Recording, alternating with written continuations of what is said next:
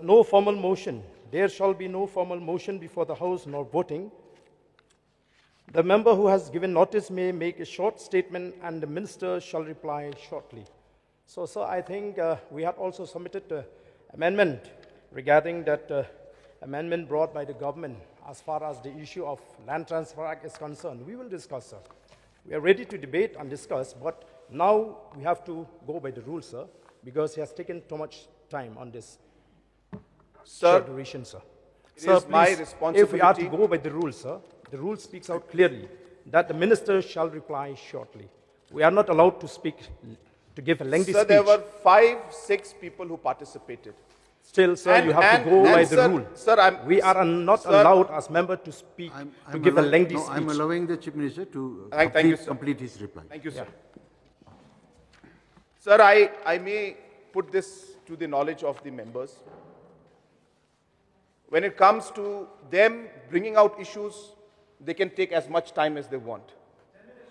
But when we have to reply to it, they don't want to listen to reply. This is not the way, sir, House works. We are not allowed to give long speech, sir. In fact, we are restrained with 10 minutes and 5 minutes time, sir. So I think that is clear. The record is there. Reply. These are all matters connected. You may continue with your reply. Thank you, sir. Thank you very much, sir.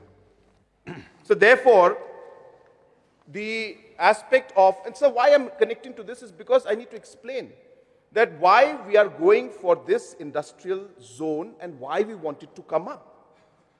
We want it to come up because we have to achieve all these things that we're doing.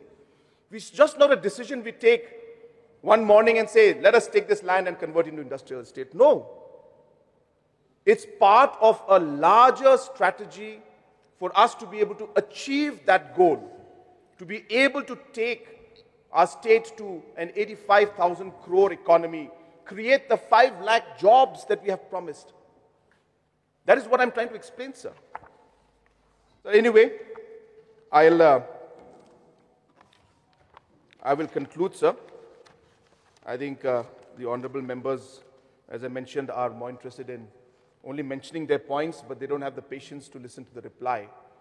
I have nothing to say, sir. So I will clarify only a few more last points, sir, that when it comes to the MIPA, we have brought in this agency only to facilitate and promote the entire aspect of investment in the state, sir. And therefore, the question of us bypassing the public, bypassing the local leaders, bypassing our laws that have been laid decades back does not arise, is what my point was. MIPA is simply there to facilitate, and they will follow the same yardstick, the same rules, the same policies that have been followed in the past many, many years and decades by government agencies like MIDC, like MTDC, and so on and so forth, sir. So therefore, I would like to make that very, very important clarification. Honorable member has raised concerns about the overall air quality and water quality. I have replied yesterday that we have been conducting surprise checks many times. In fact, just in the last 3 months, almost 4 to 5 surprise checks have been done.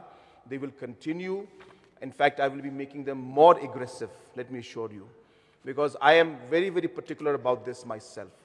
I will just tell you and share with you that I had given a call. I don't know if our our principal secretary is there or not, but I called up my principal secretary at 11:30 in the night and told him, I want you to go tomorrow night itself, quietly, to Bernihart and check for yourself whether the standards are being met or not. Don't even inform the chairman or any officers.